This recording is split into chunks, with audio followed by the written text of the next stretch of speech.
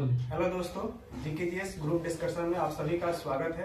और आज से हम बिहार एसआई के लिए संविधान की तैयारी स्टार्ट करते हैं और संविधान यहाँ से शुरू करेंगे। और हम पहले पढ़ेंगे रेगुलेटिंग एक्ट के बारे में, जो 1773 के बारे में बोला गया है।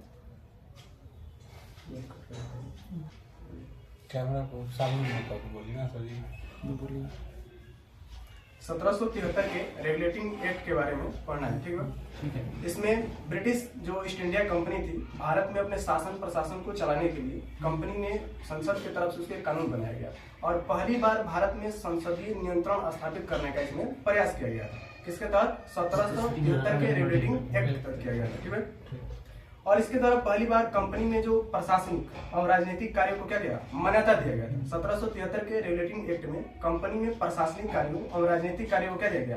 मान्यता दिया गया। इससे पहले क्योंकि संसद था नहीं, और संसद जब नहीं रहेगा तो मान्यता तो मिलेगा नहीं। तो पहली बार संसद ने कानून कब बनाया? ब्रिटिश ईस्ट इंडिया कंपनी के लिए 1773 में बनाया। और इसी 1773 के रेगुलेटिंग एक्ट के तहत भारत में पहली बार एक प्रयास किया गया संसदीय नियंत्रण स्थापित करने का। पहली बार प्रयास कब किया गया? 1773 के रेगुलेटिंग एक्ट के तहत, ठीक है।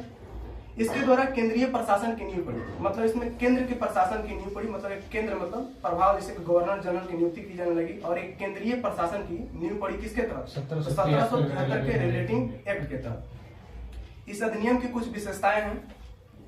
इस अधिनियम द्वारा बंगाल के गवर्नर को बंगाल का गवर्नर जनरल कहा गया। जो बंगाल का गवर्नर था उसको क्या कहा गया? बंगाल का गवर्नर जनरल कहा गया। और मुंबई और मद्रास के गवर्नर को इसके अधीन कर देगा। पहले जो गवर्नर थे मुंबई, मद्रास और बंगाल, तीनों क्या थे? अलग अलग थे।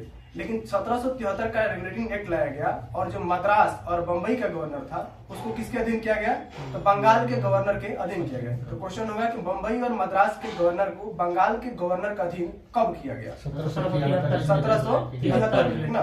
क्वेश्चन क्या है? बंगाल के गवर्नर का अधीन मुंबई और मद्रास के गवर्नर को कब किया गया? तो 1773 के रेगुलेटिंग एक्ट, ठीक है।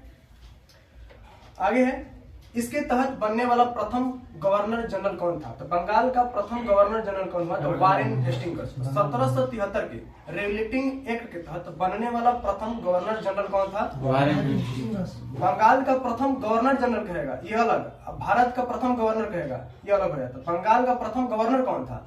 Robert Clive. कौन होगा? Robert Clive. अब बंगाल का प्रथम गवर्नर जनरल कौन होगा?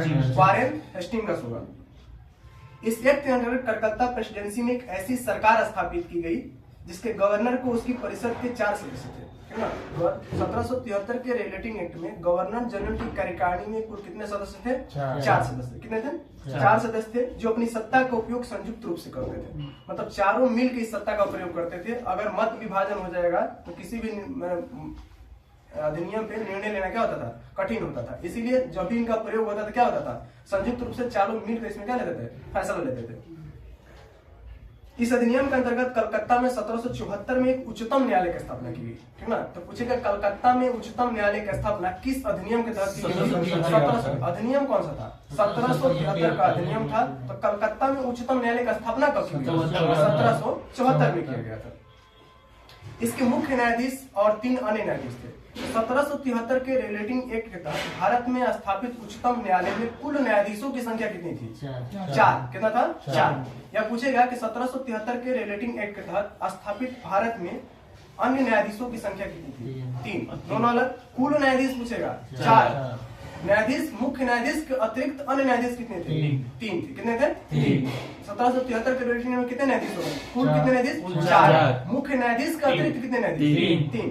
इसमें मुख्य न्यायाधीश कौन था? तो 1773 के रेगुलेटिंग एक्ट के तहत 1774 में क्या बनाया गया? एक उच्चतम न्यायालय बना, जो कहाँ पे बना था? कलकत्ता में बना था, ठीक है। और उसके मुख्य न्यायाधीश कौन थे? और 3 न्यायाधीश थे, हाइड, लिविंगस्टन और चैम्बर्स, ठीक है। हाइड, लिविंगस्टन और चैम्बर्स, ये 3 क्या थे? अन्य न्यायाधीश। इसके तहत कंपनी के कर्मचारियों को निजी व्यापार करने और भारतीय लोगों से उपहार एवं रिश्वत लेना क्या किया गया? प्रतिबंधित किया गया। पहली बार जब एक्ट लाया गया तो पहली बार में सुधार करने का प्रयास किया गया कि जो कंपनी के कर्मचारी हैं वो भारतीय लोगों से निजी व्यापार नहीं करेंगे और किसी से रिश्वत नहीं लेंगे। तो जब भी कोई कानून बनता है तो पहली बार को सुधार करने का काम किया जाता है। तो पहली बार सुधार ही नहीं करेंगे, किसी चीज में रिश्वत लेंगे तो व्यवस्था पहले से बिगड़ जाएगा। तो शुरू क्या किया गया? तो पहली बार रिश्वत लेना और भारतीय लोगों से निजी व्यापार करने पर क्या लगा दिया गया? प्रतिबंध लगा दिया गया। इस अधिनियम के द्वारा ब्रिटिश सरकार को बोर्ड ऑफ डायरेक्टर्स के माध्यम से कंपनी पर नियंत्रण सख्त हो गया, ठीक ना। तो पूछेगा किस अधिनियम में बोर्ड ऑफ डायरेक्टर्स के माध्यम से कंपनी पर नियंत्रण सख्त हो गया था? 1773 रेगुलेटिंग एक्ट के तहत कंपनी पर नियंत्रण सख्त हो गया, किसके माध्यम से? तो बोर्ड ऑफ डायरेक्टर, ठीक है ना। किसके माध्यम से हुआ था? बोर्ड ऑफ डायरेक्टर्स के माध्यम से 1773 के रेगुलेटिंग एक्ट के जरिए क्या किया गया? कंपनी पर नियंत्रण अपना सख्त कर दिया। इसे भारत में इसके राजस्व, नागरिक, सैन्य मामलों की जानकारी देना ब्रिटिश सरकार को क्या कर दिया गया? आवश्यक कर दिया। मतलब जो भी जानकारी है इसके सरकार से संबंधित, ब्रिटिश सरकार सेना की जानकारी, रुपए पैसे की जानकारी, जितना मतलब राजस्व इकट्ठा हो रहा है या कितने सैनिक है मतलब ब्रिटिश ईस्ट इंडिया कंपनी के पास, इसकी जानकारी देना किसको आवश्यक गया? ब्रिटिश संसद को, ठीक है ना। ब्रिटिश संसद ने पहली बार कानून बनाया और कहा कि आपके सैन्य मामले और राजस्व मामलों की आप जानकारी किसको दीजिएगा? ब्रिटिश संसद को दीजिएगा। पहली बार किसमें? तो 1773 के रिलेटिंग एक्ट में कहा गया। बस रिलेटिंग एक्ट 1773 खत्म, ठीक है। तो भारत में पहली बार केंद्रीय प्रशासन की नींव किस अधिनियम में पड़ी? 1773 में। बंबई और मद्रास के गवर्नर को बंगाल के गवर्नर का अधीन किस अधिनियम कर दिया? 1773। अधीन क्यों किया गया? क्योंकि बंगाल ही सबसे समृद्ध था उस समय और मुंबई और मद्रास उतना समृद्ध नहीं था जितना बंगाल समृद्ध था, इसीलिए बंगाल का गवर्नर जो पावरफुल होता था, ठीक है ना। और किस अधिनियम में बंगाल के गवर्नर को बंगाल का गवर्नर जनरल कहा जाने लगा? पहले उसका नाम क्या था? बंगाल का गवर्नर। बाद में उसका नाम क्या हो गया? बंगाल का गवर्नर जनरल हो गया, लेकिन वो बंगाले का रहेगा। कहाँ का? बंगाले का। ये 1773 का मूल बिंदु है, ठीक है।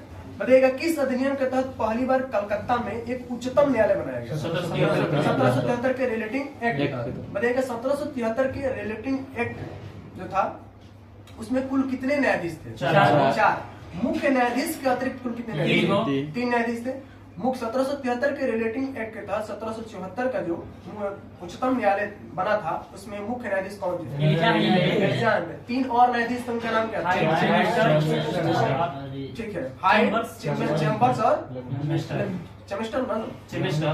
ठीक है। बताइएगा किस अधिनियम में कंपनी पर बोर्ड ऑफ डायरेक्टर्स के माध्यम से नियंत्रण सख्त कर दिया गया? 1773 के रिलेटिंग एक्ट के जरिए बोर्ड ऑफ डायरेक्टर्स के माध्यम से कंपनी पर नियंत्रण क्या कर दिया गया था? सख्त कर दिया गया था। किस अधिनियम में कंपनी को यह कहा गया कि आपको नागरिक सेवा मतलब जो सैन्य मामले हैं या राजस्व मामले हैं इसकी जानकारी ब्रिटिश सरकार को देना आवश्यक है? 1773। किस अधिनियम में कहा गया कि जो भी कंपनी के कर्मचारी हैं वो निजी व्यापार नहीं कर सकते हैं, भारतीयों से रिश्वत नहीं ले सकते हैं? 1773। आगे पढ़ना है 1781 का रिलेटिंग एक्ट, ठीक है।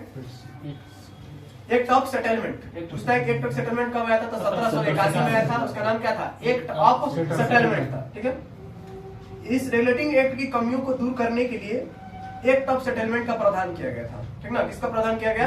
एक्ट ऑफ सेटलमेंट का। इस एक्ट के अनुसार कलकत्ता की सरकार को बंगाल, बिहार और उड़ीसा के विधि बनाने का अधिकार दिया गया। तो पूछेगा किस एक्ट के जरिए बंगाल, बिहार और उड़ीसा, ठीक है ना, कलकत्ता की सरकार को बंगाल, बिहार और उड़ीसा के लिए विधि बनाने का अधिकार दिया गया? 1781। दोनों में अंतर है। पहला में क्या था कि बंगाल की जो गवर्नर था उसको कहाँ का अधिकार दिया गया था विधि बनाने का? बंबई और मद्रास। 1773 में क्या कहा गया था? बंबई और मद्रास के जो गवर्नर है किसके अधीन हो जाएंगे? बंगाल के गवर्नर के अधीन। लेकिन 1781 का जो 73 में कमी था उसको दूर करने के लिए क्या लाया गया? एक्ट ऑफ सेटलमेंट लाया गया। उसका नाम था 1781। अब एक्ट ऑफ सेटलमेंट में क्या किया गया कि जो कलकत्ता की जो सरकार थी उसको कहा गया कि बंगाल, बिहार और उड़ीसा इन तीनों के लिए क्या बनाइए? विधि बनाइए। तो किस एक्ट में बंगाल, बिहार और उड़ीसा के लिए कानून बनाने की बात कही गई थी? 1781 के सेटलमेंट एक्ट में, ठीक है। आगे हम लोग पढ़ना है 1784 का पिट्स इंडिया एक्ट, ठीक ना। कौन सा? पिट्स इंडिया एक्ट 1784 के बारे में, ठीक है। इसके द्वारा भारत में पहली बार दोहरे शासन की नींव पड़ी। किसमें? दोहरे शासन की नींव कब पड़ी थी? 1784 में। इस दोहरा शासन में 2 शासन होता था। पहला बोर्ड ऑफ डायरेक्टर्स, दूसरा board of control. Board of director जो था वो व्यापारिक मामलों की देखरेख करता था, जबकि बोर्ड ऑफ कंट्रोल किसकी देखरेख करता था? राजनीतिक मामलों के लिए। तो पहली बार व्यापारिक और राजनीतिक मामलों को अलग कब किया गया? 1784 में। यही पर बन गया ना, सेटलमेंट एक्ट बन गया। राजनीतिक एवं व्यापारिक मामलों को पहली बार मान्यता कब दिया गया था? 1773 है ना। प्रशासनिक और राजनीतिक कार्य को पहली बार मान्यता कब मिला? क्योंकि एक्ट आया 1773 तो मान्यता पहली बार 73 में मिलेगा, इसमें मान्यता मिला। लेकिन प्रशासनिक एवं राजनीतिक कार्यों को अलग कब कर दिया गया? 1784 में अलग कर दिया गया, ठीक ना। किसको किसको? व्यापारिक मामलों को, प्रशासनिक मामलों को और व्यापारिक मामलों क्या किया गया? अलग अलग कर दिया गया, ठीक है। इसमें किया गया था 1784 में किया गया, ठीक है। राजनीतिक मामलों के लिए कौन था? बोर्ड ऑफ कंट्रोल, जबकि व्यापारिक मामलों के लिए कौन था? बोर्ड ऑफ डायरेक्टर्स था। आगे 1793 का चार्टर अधिनियम, 1793 का चार्टर अधिनियम, इसके द्वारा नियंत्रण बोर्ड के सदस्यों को, किसको? नियंत्रण बोर्ड, जो व्यापारिक मामलों को देखते थे, कौन? नहीं, राजनीतिक मामलों को देखते थे, नियंत्रण बोर्ड के जो सदस्य थे उनको पेमेंट देने की व्यवस्था किससे की गई थी? भारतीय राजस्व से। तो पूछेगा कि नियंत्रण बोर्ड के सदस्यों को पेमेंट या पेंशन या वेतन देने की व्यवस्था किस अधिनियम के तहत की गई थी? 1793 के अधिनियम के तहत, ठीक है। 1793 के चार्टर अधिनियम में कहा गया कि जो बोर्ड ऑफ कंट्रोल है, बोर्ड ऑफ कंट्रोल, इनके जो सदस्य हैं इनको वेतन देने की व्यवस्था किस अधिनियम से की जाएगी?